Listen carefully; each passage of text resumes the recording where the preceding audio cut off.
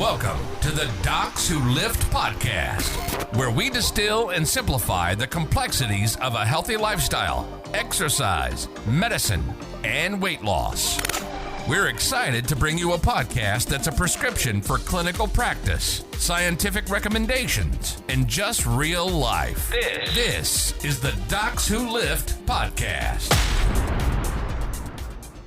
Hey, and welcome back to the Docs Who Lift podcast. I'm your host, Dr. Spencer Nadolsky. I got my co-host, Dr. Karl Nadolsky Jr. When we got awesome special guest, Dr. Grant? Are you a PhD? It is, if you count PhDs. I don't know, I'm talking MDs now. Yeah, that's all right. Yeah, we're technically DOs. DOs. That's all right. That's all right. So Okay, that doesn't count. right. No, So it my doesn't bad. count, actually. Let's re-record. Yeah. No, so very good. We're special guest. So reason I wanted to have him on, we get a lot of questions. We even get them in our Q&A. I think we get emails about this, about like, hey, what body fat scale should I have? What should I get? What should I do? DEXA? Should I do the bod pod? All these different things. We have these we go to these conferences where we're trying to be sold on these in-body scales. And so Dr. Tinsley just published a really cool study looking at various home scales, at least, of and their accuracy and prediction of body composition, which is really probably the most practical thing, because most of our patients are asking us, what kind of home scale should they get? And, we kind of know a little bit about this, but you got really into just basically studied it. So love to hear a little bit about how you got into the field that you're in, and we'll talk about your study in a second. Yeah, no, first, thanks for having me on. I'm excited to be chatting with you both. So, yeah, in terms of my own background, I won't make this too long, but I'll go back to junior high All right. to start kind of my interest in fitness, nutrition, all these things. It was right before I probably hit my growth spurt, so I was a little bit fluffier. And I had a friend who was just super ripped for a junior high boy. He did 500 sit-ups a night and 500 push-ups a night. I was like, that's interesting. Like that his body can look like that and my body can look like this. So ultimately, then I grew up, had my growth spurt, was very skinny at that point. My natural build would be very thin, actually. So I started getting into fitness and lifting to gain muscle. Didn't know what I was doing. Thankfully, I had a dad who had lifted, so he gave me some guidance. But I joined Planet Fitness when I turned 16, before it had the stigma some people give it today, and got kind of started on that fitness route. And I always loved science. I've been a nerd my whole life, so I started studying physiology and nutrition in my undergraduate work and learning a lot about lifting just in the gym. Where'd you go to school? So I did my undergraduate work at Oklahoma State University. Oh, Okie State. Which I know so for some wrestlers, another big When were you there? I was there from 2008 to 2012. Oh, God darn, I'm old. Okay. Did you ever, let's see. Oh, shoot, that was even after your time, Spencer. It was just after, Yeah, but I was at some good Okie State wrestlers. a couple of times. Okay. But that was between 99 and 2003. Okay. Oh, Very cool. So then after I got the degrees in nutrition and physiology, I did a master's in biomedical sciences, which was largely anatomy and physiology. We did a lot of cadaver dissection, which definitely gave me a new appreciation for the human body. I really loved it. And from there, I finally got into some kind of exercise-specific coursework. I did my PhD in kinesiology and exercise nutrition at Baylor University in Texas. And then right after finishing that, my PhD in 2016, I started as an assistant professor here at Texas Tech. So I'm now an associate professor, just kind of living the life, doing a lot of research related to body composition methodology. So like things we'll talk about today, quite a bit with sports nutrition and supplementation, and then some work with intermittent fasting and resistance training adaptations as well. Sounds like you're going to have to be on a few times in the future. Yeah, we're just going to get your expert. We're going to mooch off your expertise here. Very cool. So what got you into the body? I mean, obviously you're into building muscle and losing fat, but then specifically studying the devices that measure body. Yeah. How'd you get into that specific field? So my first interest was actually in my PhD program. I was working on a literature review on ketogenic diets. And one of the issues that came up was questions related to if differences in glycogen storage and the associated water that you might see on a ketogenic diet could sort of trick body composition methods, where it might not be fair to compare say fat-free mass changes when someone's on a normal mixed diet and transitions to a ketogenic diet or transitions off a ketogenic diet. So that question kind of stuck in my head. In my dissertation project was actually the first one where I looked at this. So I looked at kind of an acute, very high carb and low carb diets where we'd provide all the food to participants and looking at if we could kind of manipulate both DEXA, so dual energy X-ray absorptiometry, and bioimpedance, which we'll talk about today, kind of trick some of these devices. So that was kind of my first foray into that. And then since I've been here at Texas Tech, I really enjoy technology. I enjoy data analysis, and body composition research is a good way to get a lot of data and get exposed to a lot of technology. So we've done quite a bit here with 3D body scanners, this recent project on bioimpedance, and then we do a lot that's more focused on the research side, different research methodologies. But we do like to connect it to your average, like person interested in fitness or weight loss or anything like that. So that's one reason we're really excited to do this study we're talking about today. Now, I think I saw your paper about the differences in fat-free mass changes. Did you have a paper on that, or did you write something about that? Yeah, the one with the ketogenic diet. Yeah, a year ago, 2 years ago. Right? It was a few years back. Okay, it was a little bit earlier on in my PhD program, but yeah. And what were the findings from that? Does glycogen changes on ketogenic diet, and I assume there's something. I'll say this was long enough ago that I think there's been a lot of research that's come out since then. At the time, there were only a very small handful of studies in exercising individuals.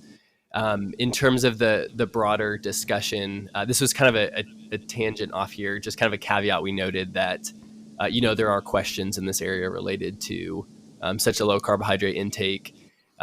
Generally we'd see, like say with, say fasting as an example of super low carbohydrate intake. If someone's carrying that out over several days, we'd see the liver glycogen depleted fairly rapidly, like overnight and extending an overnight fast. The muscle glycogen though doesn't deplete as quickly and would be dependent on like if someone's exercising or not. So at that time there weren't enough in exercising populations to say too much about it. We just sort of noted it as an interesting question for future discussion. Yeah, that's cool. Very cool. So, all right. So let's dive into the body composition stuff. Can you? You wrote a blog about this. It was really good. I know James Krieger. I don't know if you've seen. He had a whole series on this multiple years ago. Which, we actually didn't learn anything like this in med school. I think we had a little bit in our obesity certifications, but you go over the different models of how you actually measure body composition. I'd love to kind of have a brief overview of all of that. Yeah, absolutely. And thanks for the kind words. And I am familiar with James Krieger and his article series several years ago on those methods was definitely informative and interesting. So big picture, body composition assessment, the reason why we're interested in this broadly is we're just trying to describe the body's mass. So beyond just viewing all body mass as equivalent, just stepping on the scale, seeing the weight, we're trying to understand the composition of that weight a little bit more. So all methods of body composition assessment will really be trying to split up body mass into more than just that one compartment for viewing all body mass together. So the vast majority of these devices, including all the at-home body fat scales that we'll discuss today, use what's called a two-compartment model. So we're just splitting all body mass into fat mass and fat-free mass. And fat-free mass is just everything else, everything that is not molecular fat. So that's including water, protein, mineral that's in your bones, mineral that's circulating in body fluids, glycogen, and so on. Those would be the major components. And of course, this is an estimation. You all know, I'm sure you did work with cadavers as well. Unless you're dissecting a cadaver, either physically or chemically, you can't truly know someone's body composition, while they're alive. So all these methods, even the best methods in the laboratory, they're just an estimation. So there's some level of error involved. So kind of one of the questions with this line of research on the at-home body fat scales was, is the error so large that you just shouldn't even use these? That it's worse to have this number than to not have. Which is a big number. question from us. Just to interject, Spencer, in my undergrad at Michigan State, I did exercise physiology, kinesiology. We did a lot of this. We did all the calipers, the underwater wing, bod pod, DEXA stuff. Obviously, that was even before med school, and then before I did all the literature review for obesity guidelines. But again, this is a little different than our patients who have obesity diabetes to those who are a little bit more on the spectrum of fitness. So, but anyways. Yeah. Yeah, no, absolutely. So yeah, most methods anyone will have access to are these 2-compartment models. So there's some good things about that. You're not viewing all of body mass as just one thing. We know this, like in athletic individuals, their body mass index, which might be really useful for you all, some clinically in like obesity treatment or maybe initial screening. That's not necessarily informative for, I'll say you all personally, as people with like above average muscularity. So the 2-compartment model is limited in that for fat-free mass, we're just assuming that we know the proportion of water. So we're assuming about 73% of fat-free mass is water. We're making assumptions about the amount of protein, mineral, and so on. So in the lab, we can build more advanced models where we add additional compartments. So for example, in the body fat scale study we're discussing, our kind of reference or gold standard method is called the 4-compartment model. So like the name implies, we're splitting all of body mass into 4 compartments instead of just 2. And those would be fat mass, water, bone mineral, and then what we call residual, which is just everything else that hasn't been stated already. So we still have kind of an everything else leftover category, but it's much smaller. And the biggest thing is pulling out water individually. That's really important when you're looking at fat-free mass. So that's the big advantage of moving from a 2-compartment model up to a more advanced method. And the more advanced methods are done how? Just for the listeners. Yeah, great question. Yeah. Great question. Yeah, there's some confusion on this because there's not like a machine that's the 4-compartment model machine, and you step in it and it does it all. Maybe they'll integrate some of these technologies someday, but yeah, you essentially do a series of tests. So for our 4-compartment model, we bring people in. We would do a DEXA scan to get their bone mineral. We would do a bod pod test to get their body volume. We would get their body mass from a calibrated scale. And then we assess total body water. And there are a few ways to do this. The best way takes hours and hours because it's a dilution technique where individuals would say, like, give a saliva sample, ingest this labeled water, and then you collect more samples over the course of hours. We opted for a more accessible technique, which is a spectroscopy technique. So it's in the realm of bioimpedance, but as opposed to most devices, it uses hundreds of different frequencies and uses mathematical modeling to predict volumes of body fluids. So it's a relatively well-accepted kind of surrogate for total body water.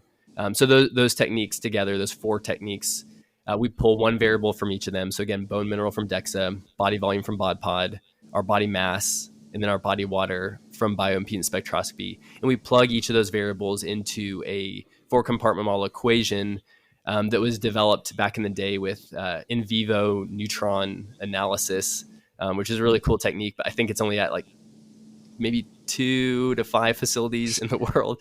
So not really accessible, but thankfully we have this nice validated equation that came out of that. And that's what we'll spin out our 4-compartment that sounds model. a little above our clinical pay grade. That's amazing. That's amazing. That is really cool. So so then with that, you're like, let's see what are these at-home body fat scales are even accurate. Yeah. So in terms of those scales, so for comparison, we included about $15,000 research grade bioimpedance scale.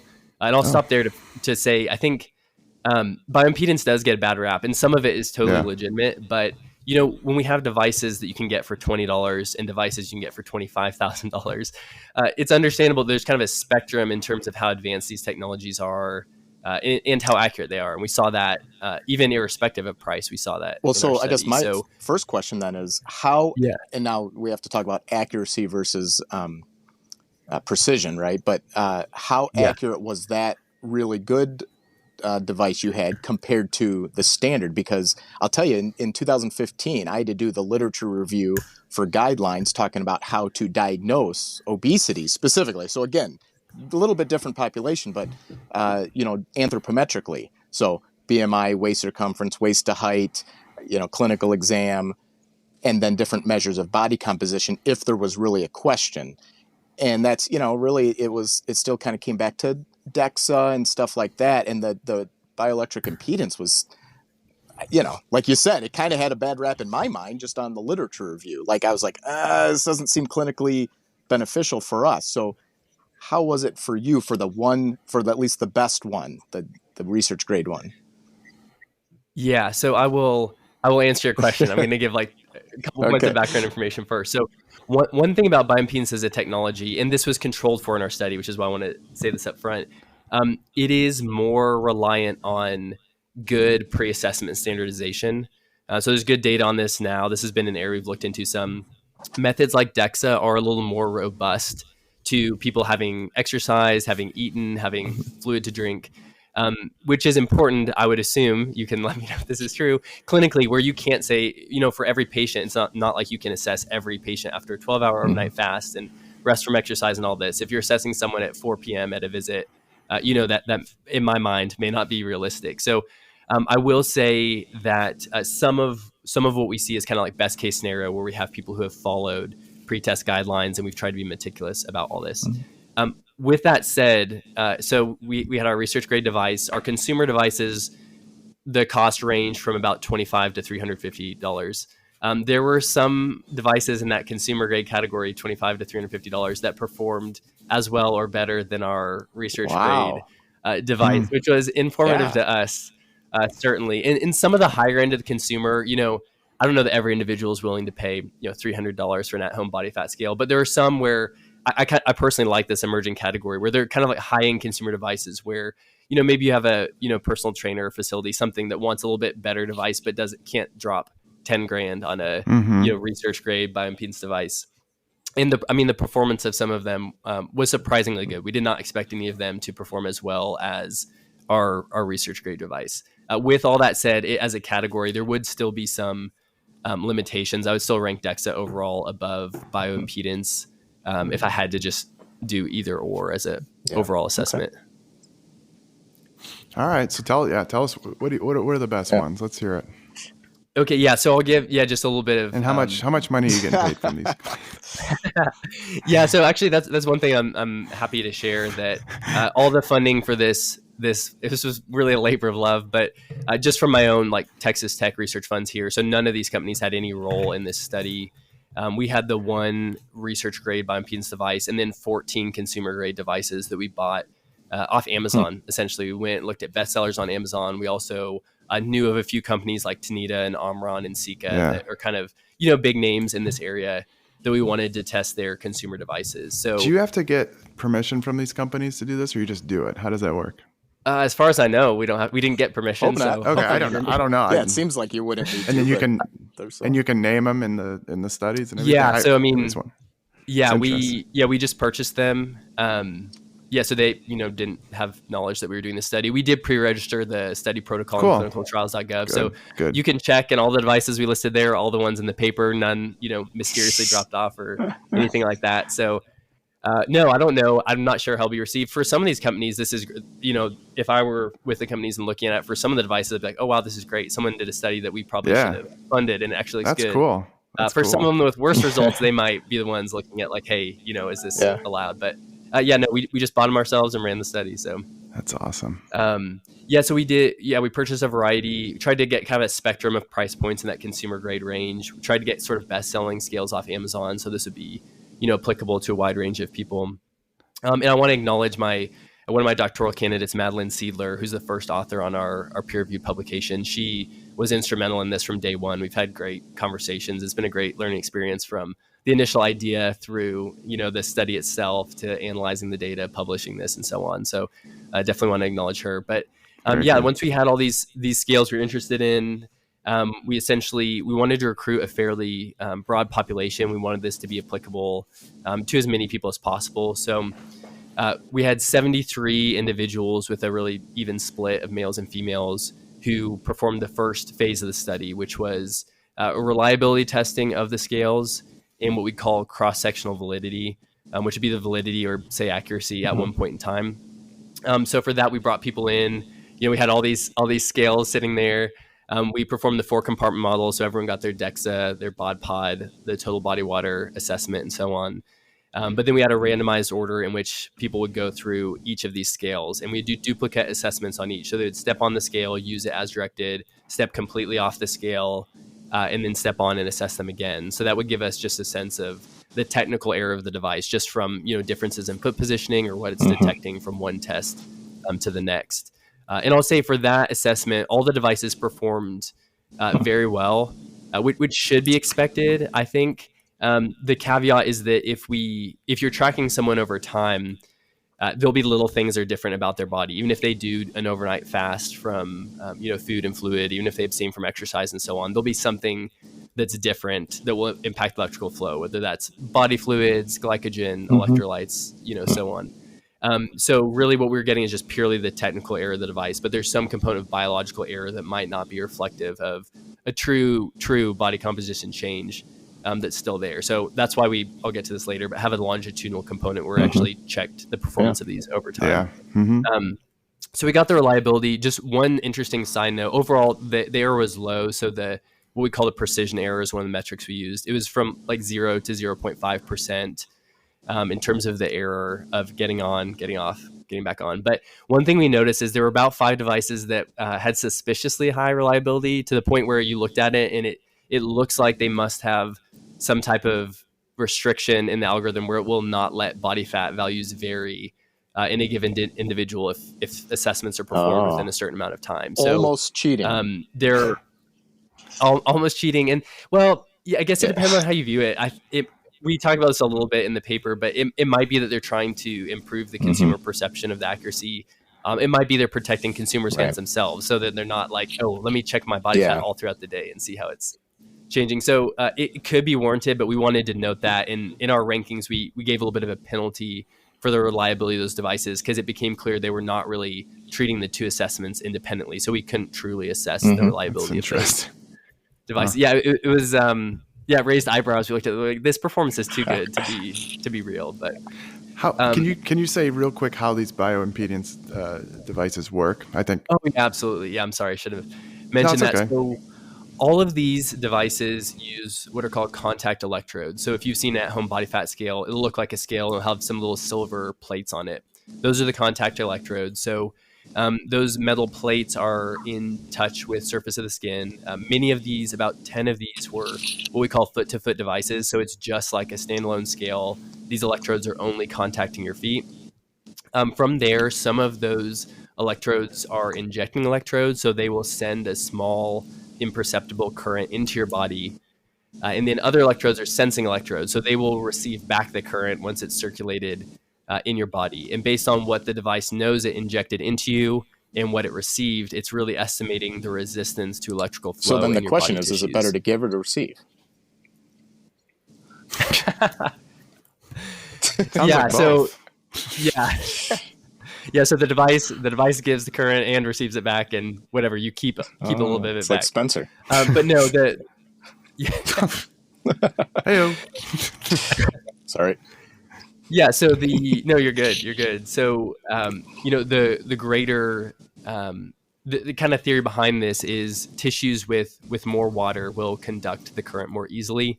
So they'll have lower resistance to that electrical flow. Whereas, say, adipose tissue with a much higher percentage of fat content as compared to like skeletal muscle, it'll resist the electrical flow more.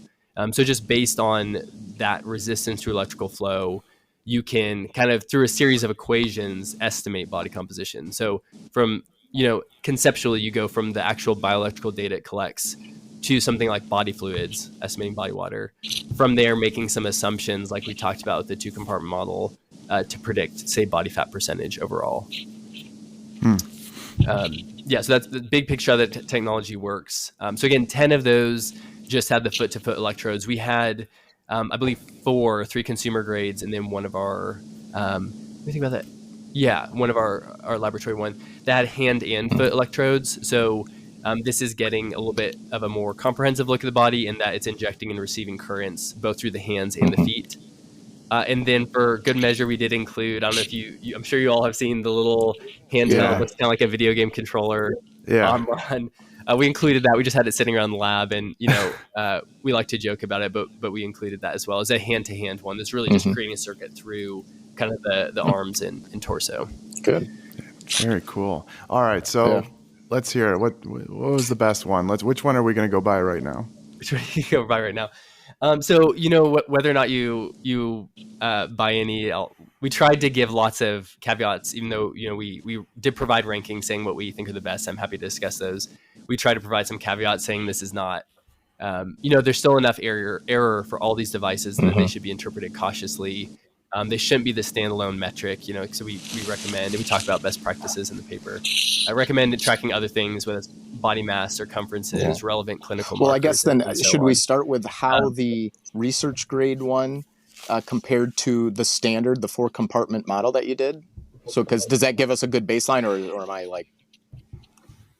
It could, yeah. So it was in, it's good for comparison. It was in the top group of devices, but it was also clustered in there with devices that were much, but I guess how far cheaper off, than and it. how would you, what was its error? I guess accuracy Yeah. error, if you can put it into clinical. Yeah. So I'll maybe not start clinical, but you know what I mean, layman's terms. Yeah. Yep. So I'll answer that. Kind of going back to, so we did the reliability assessment. From that same one visit assessment, we could answer the question we're talking about now, which is just how close were body fat estimates at one point in time to our 4-compartment model. There are a bunch of different metrics used, and we performed all of them. We provided a sort of, honestly, in the manuscript, it's kind of simplified, but we provided supplemental materials with tables and tables of all these metrics, because we want every metric, like a researcher or clinician, if they're looking for that one metric, we wanted them all available. With that said, if you hear about body composition methods and someone throws out, oh, this has a 3% error or 2% error, often people are talking about a metric called the standard error of the estimate. So it's a decent, if you're trying to just describe the percent error device, it's a decent metric. So for context, the range of standard errors of the estimate we saw was from about 3% to 7.5%. So again, if you've, heard DEXA in some context having a 2% error, 1.5% error or something on body composition assessments, the range here again, 3 to about 7.5%. The research grade device was, and I can pull up the exact one here so I don't tell you wrong, it was on the better end of that spectrum. Making sure I'm pulling up. If somebody has a 10% body fat according to the gold standard, are you saying that the 3% would mean they could be somewhere? It could be 7 to 13%, even though it says 10%. Is that what you mean? Is that what you're saying, or is this a different? No, that is one way you can interpret it. It's a slight simplification, but I think it's a worthwhile one because it's not too important, I don't think, for most people to go off into the weeds further than that. But that would be a great way to do it. So if someone gets that 10% body fat on a method with a standard error estimate of 3%, it's still not like 100% certain that's between 7 and 13, but you can feel confident that it's probably between those values. Okay, very good. Yeah, so our research grade device was just above 3.3%. It was at 3.2% for the standard error estimate. But there were several other consumer grade devices that were right around 3% also. Then the worst consumer devices were up around 7.5%. So I mean, you get a body fat percentage of 10, and you're between 2.5, which probably not, but 2.5 and 17.5%. Right. Is that actually giving you any information? Was it your Sika? Is it Sika or Sika? Sika, yeah. That's the one. Yeah, the lab grade one was the Sika MBCA 515, which we do like, and it actually has well validated algorithms and such. So we were pretty surprised by some of these consumer devices that performed on par with it. So that's interesting. Which ones were I'm looking at the kings? Yeah, so of the consumer devices, so I will answer your questions. I feel like I'm getting back. So that was kind of the one point in time. I'll just mention one other part of the study. So those 73 people we tested at one visit, they had the option to opt in to come back 12 to 16 weeks later and be assessed again. So about half the sample, 37 individuals, opted in for that. And we gave them no restrictions on what they did. So we're like, you can gain weight, you can lose weight, just do whatever you want. And we were just assuming natural variability would occur, and it did. It was kind of amazing. It was like right at 50% gained weight, 50%, or sorry, gained body fat, 50% lost body fat. So we had this nice range, just kind of natural variation that occurred from people living their lives. And that allowed us to look at what the 4-compartment model showed the real change in body fat was over those 12 to 16 weeks and compare the change we saw with each other device. That's cool. This was kind of the last piece of the puzzle we wanted because, as you all know, many individuals are interested in using these devices to track their changes over time, not just to know what their body fat is. So with all that said, we provided sort of a simplified global ranking where we ranked the scales 1st to 14th. in both group level and individual level performance, both at one point in time and longitudinally, as well as reliability. So we had these kind of 5 domains, we ranked them, and then we got a global rank of everything overall. So I can tell you the best few consumer devices based on that overall ranking. We do have the full rankings in our manuscript, and that is freely available as well. But overall, so the top few came from some of these manufacturers that are more established in body composition testing, which I don't think is an accident at all. I think it means they have scientists that actually know how to put these regression equations together appropriately. They're gonna recruit you. That's what they're gonna do. Maybe we'll see. So industry's coming for you. Yeah. So the top one overall in our global ranking was the Omron HBF 516. So this was a device from Omron. This is one that had both the feet electrodes and the hand electrodes, which could have played into that. It was not only first overall, but it was first in the longitudinal validity, both for groups and individuals. So if you're looking at tracking for a consumer grade device, this one performed very well. The next 2 were actually both Tanita devices. So again, very established manufacturer. And again, I think that matters because looking at them and using my limited knowledge in this area, I don't think the hardware is that different. Like in terms of the electrodes they're using, in terms of just the nuts and bolts of what's there, I think it's largely how well the equations are developed and say internally validated. From the performance on the other end, the very, very poor for performance, to me, it's clear some of these, I don't know how they came up with equations, but it's clear they didn't actually like test it in a real population of people, unless it was a tiny sample, just because the data just did not look reasonable, like what you'd expect if it's actually treating the biological data appropriately. So that's a side note. But yeah, so Omron HBS 516 was first ranked. Next was Tanita BC 568 Interscan. Then the third one was a Tanita, actually just a foot-to-foot Tanita. Oh, Tanita yeah, there was no hand. 81, hands. yeah, which was impressive. I was very surprised. Yeah. I think that one might be like a $60 device or something, and it was technically ranked just ahead of our, $14,000-$15,000 lab grade device. And the lab grade device provides a lot more information, provides segmental data and all this, but nonetheless, it was a little surprising. That's impressive. Yeah, that's pretty cool. How do they calculate the muscle mass then? How do they tease out that out of the components? So most of these do not give a muscle mass estimate. Okay. Some do. So like the Sika lab grade one does. And, that's what I thought. The reason they do is because they actually did like an MRI validation study where they collected biological data with this device, performed like MRI for skeletal muscle mass assessment, and then just built a regression or prediction equation. Yeah, I was going to say, because in your 4 components and compartments, there's not specifically muscle mass, right? It's in the other category, right? Well, yeah, so that's a great question. So the 4-compartment model and the 2-compartment model, all of these are what we call molecular level assessments. So we're just trying to estimate the molecules in the body wherever they occur. So for example, when we're talking about molecular fat mass, which is what body fat percentage is calculated on, it doesn't matter if those molecules of fat are in adipose tissue or if they're intramuscular triglyceride or if they're somewhere else in the body. A different level that, of course, is important in other contexts is the organ tissue level of assessment. That's where you'd have like adipose tissue that you could isolate anatomically, skeletal muscle that you could isolate anatomically. But within each of those tissues, like adipose tissue is mostly fat, but it does have some protein and water. Similarly, skeletal muscle has a lot of water and protein, but it has a little bit of lipid in it and so on. So yeah, everything we're talking about in this paper is all at the molecular level. None of these directly assess organ tissue entities like skeletal muscle, even though some do have the prediction equations they've made to kind of try to cross over between some of these levels. God, that's so interesting. Some smart people, smart mathematicians. Yeah. Very cool. So what's your practical takeaway from this? Obviously, I mean, to me, from a consumer standpoint and from a physician standpoint, working with people with obesity and overweight too, not just obesity, but and assessing lifestyle and pharmacotherapy and surgery and that type of thing.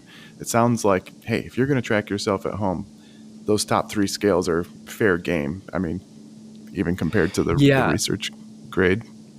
Yeah, so I would say, I guess my takeaways first is something we kind of touched on earlier, that I think this category is diverse enough and we saw enough variability in performance across devices that might look similar from the outside So my first takeaway is that this is not a homogenous category. There are some devices that might be worth considering, and some that have the bad stereotype is true about BIA scales being trash. Yeah. So some of them really were. The data was kind of worse than having nothing. But yeah, again, for those top performers, for those, I'd say there is still enough error to be cautious. It's hard to assess accurately in individuals. Like if you look at scatter plots from our study, you might be that awesome individual where you had a 3% body fat increase with the 4-compartment model, and you had exactly a 3% increase with one of these BIA devices. There were some of those individuals, like perfectly along this line of agreement. The hard thing is you just don't know for sure. Like if you're the consumer, you're not also getting your 4-compartment model assessed where you can verify. So I think even for the top performers, you have to interpret with caution. Just like we were talking about earlier, thinking about it in terms of a range. So looking at some of the, error metrics, or like say for you all, if you're working with patients and had one of these devices and had 3% error, just like you're talking about, if they're starting at 30%, you're like, okay, you might be starting somewhere 27 to 33%. That can help you when the next time they're at 29%. You're like, okay, that's be encouraged. Maybe that's moving in the right direction, but this is within the error of the device, so that might not be a true change. Now, once they're coming in at 25%, and of course they'll probably have seen other things that are encouraging them. But then you might feel a little more confident, especially if that's paired with like, okay, we see your waist circumference decreasing, we see your body mass overall decreasing. So that's how I'd view it. Like the top end is worth considering as one component of kind of a multifaceted monitoring approach. The other question I have is, was there individual variance along the spectrum of, say, any of those markers, BMI, body fat, et cetera? I mean, did someone with a body fat percent of 50 have different results than someone with a body fat of 6? Yeah, that's a fantastic question. And among the poor performing devices, we saw a lot of that. Something we call proportional bias, meaning that how accurate or inaccurate the device is varies based on the level of what you're assessing, which is body fat. So, I'm looking at the graphs here. I'll pick out one of the bad devices. Maybe I won't name it here, but in leaner individuals, so say people who are down around 15% body fat, it was overestimating substantially. So like many individuals being overestimated by 10+% body fat if they're lean. But once you got up into individuals with higher body fat, so I'm looking at the other end of the spectrum that's up above 40% body fat, they were being underestimated by about 10% body fat. Oh, wow. So this relationship where it matters a lot where you fall on the spectrum. Now, the better devices don't have that dramatic relationship. They have kind of a steady relationship across body fat levels, which is one of the big performance things we that is interesting. Spencer, do you remember going to some of these conferences where they were selling these and we tried them and then we were all bent out of shape because they were a lot higher body fat estimate for us than what our, say, DEXAs and bod pods and stuff were? Do you remember that? Yours was because you have like -3% body fat. Mine was about 12%, I think. Was it really? I mean, because I always, generally had single digits depending on what's part of my life. My brother had abs and utero, so I don't know. But then I remember with those devices that they're selling to physicians, I was like, I don't know, it was like 15, 17. Yeah, but you're on the... Yeah, you're on this, but you're an extreme example. I mean, mine was like 12 or 14. Well, but that's why I asked. Somewhere around there. Then that makes sense, maybe even for some of those at the conferences. But yeah, but I think you were on the Sika. I think it was the Sika thing. I don't even remember. I'll tell you, that's one thing that certainly turned me off from these. And kind of going from our clinical perspective for people with obesity and obesity complications. That's how we really stage the severity of disease. Do they have pre-diabetes, diabetes, sleep apnea, fatty liver, all that stuff? We do that clinically anyways, right? And so, if you look at our 2016 guidelines, which we're going to update the algorithm, we talked about using BMI in the context of a clinical exam. Like we can tell if someone's muscular and lean or if they have excess adipose tissue. And then we use a waist circumference to help refine the cardiometabolic risk. And then most of the time, though, for us, for our patients, I don't know that knowing the exact body composition would help from our perspective. On the other hand, sarcopenia. There's probably a spectrum, which kind of goes back to my other question, but includes sarcopenia. I think it's more for tracking, though. Right. So this is what we're talking about. Really, is more for individuals, and would it benefit them? And I don't really know the answer to that, to be honest. So. I think for tracking. So just from a practical standpoint, people get upset when especially if they're exercising and things, they don't see the scale moving as fast, but there's a kind of a body recomposition thing that it's one more measure, as Dr. Tinsley was talking about. He gets all the circumferences, and some people don't see the scale moving, but they can see their clothes fitting differently and their circumferences. And then, if you have one more little measure such as this, I think based on their study, the best one was like what, $200 or $300. That's it's perfect as a Christmas gift for your even spouse. one was only $60. That's probably. This is definitely probably more not the best reassuring for individuals out there who want spouses to use this than what I previously, thought. So this is, really and cool. I don't disagree. We were definitely pleasantly surprised by the top end of performance. I will say that bottom end of performance is still there. So, listener, don't take this as just any old body fat scale. Just go to Walmart, pick one out. That might be okay or it might not. Some of the poor performers were way off, where it would probably provide more confusion than good. So that's why we wanted to do this, and I hope to continue this line of research. As new devices come out, to try to provide some updated guidance. Not that most consumers will get this information, but hopefully some of it can be disseminated to those such as yourselves who can help. Absolutely. I think this is a big deal because I've always kind of poo-pooed it all, to be honest. And so this at least provides us with some good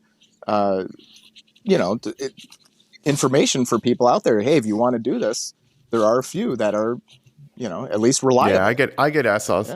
Now, so we're going to put the blog that you wrote, because it goes into depth and the whole chart of the different ranked scales. So I'll put that in the show notes for anybody listening.